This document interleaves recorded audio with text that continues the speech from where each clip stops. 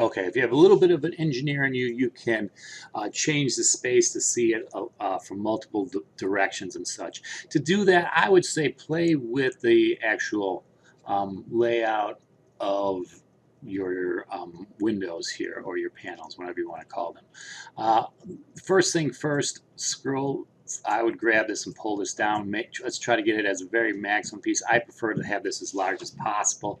You can shrink a lot of these things to the left and to the right, which gives us great space.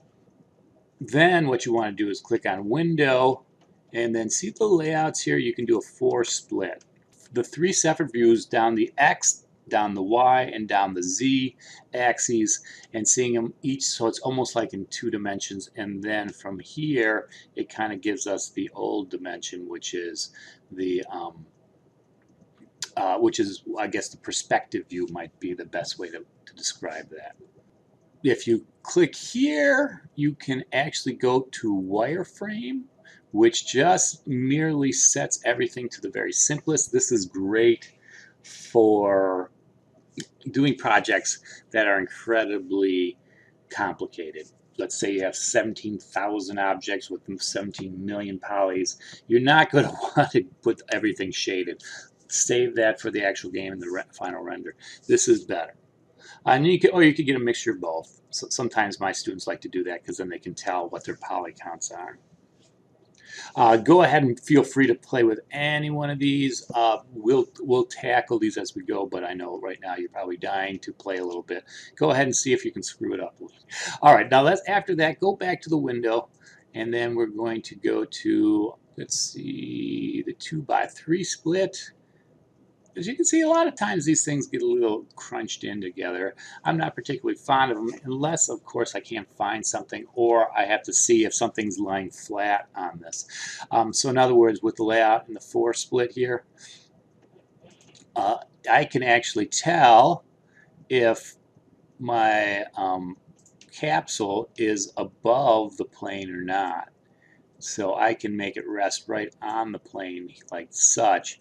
And then when we go back to our original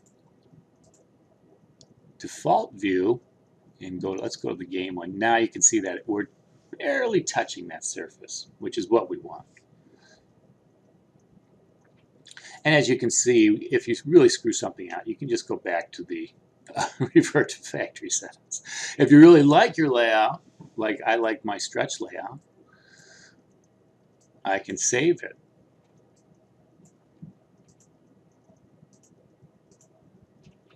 Okay, so now we're in the sample scene. Let me pop that out. If yours has closed, go ahead and pop it out. You'll see everything here. In this bottom part here in the project section is where we're kind of work and add stuff to the scene. So this is, some of these assets are right away in there. Some of them you can get from the Unity store, and we're going to take these and build these into build it into a scene that we've already created. You can take models in there, you can take textures, you can take terrains, anything you can create. Let's say 3ds Max Maya, you can come in and bring them in right here. And it also organizes you for this. Okay, I'm just going to show you one more thing. Actually, let's do the scale and the rectangle. So I'm going to hit scale, and what scale does is you can pull it out and make it larger or thinner in one direction. Or if you go ahead and grab that middle box right there, you can expand it in all 3 directions, depending on which way you want to do it. If you want a really tall capsule, go ahead. If you want a really overall larger capsule, go ahead. If you want a wider capsule or a wide flat, like let's say we're trying to change this into a surfboard, now all of a sudden using this capsule kind of makes sense, right? And we have it. Now it's going through my terrain, but that's okay. Maybe I want this to be a headstone or something like that. Then let's go ahead and play with the rect tool. If I click on this, what this is doing is it's only working in 2 dimensions. So there's always a natural rectangle that's around your objects. Now I can kind of change my shape just by grabbing that rectangle as opposed to the scale tool. And then you can put all these in one and really mess yourself up too. I always suggest working with one or the other and getting used to one or the other. Because it's nice having all these guys, but it's also easy to accidentally click into them. So go ahead and play around and have a little bit of fun with this. And see what you can create from those basic game objects.